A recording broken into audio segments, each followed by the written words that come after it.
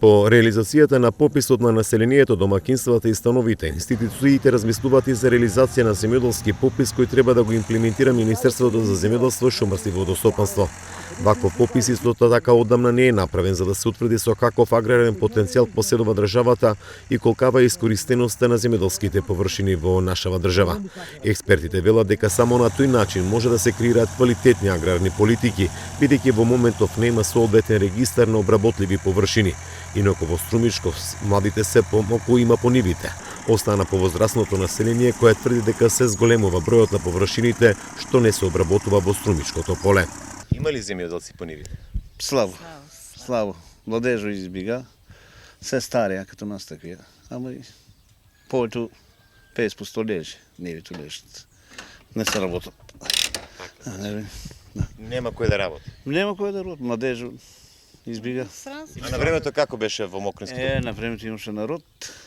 Имаше народ беше тука, цело поле се работеше. Пипеар се садеше, бостане се садеше. Немаше ниво да леже. Сега, што да ти кажам? Ако не са машините, с машините повеќе работи, иначе.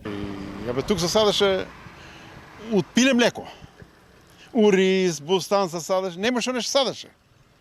Значи, полето раѓа што ето од пиле млека, ама нема кој да го работи. И ми повеќе леже на странство идеа, стари човеци остана. И толку веќе и ние полек и ние ќе останеме и полек целото поле ќе остане така. И државата ако не земе некои мерки, значи и ополет нема да влеме во ќе излезат.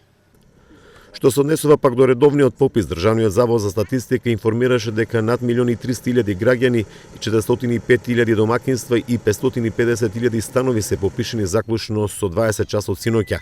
Можноста за самопопишување на лицата во странство пак досега искористиле 194.000 луѓе.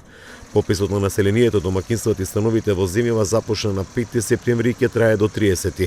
Последниот попис во нашава земја се спроведе во 2002 година.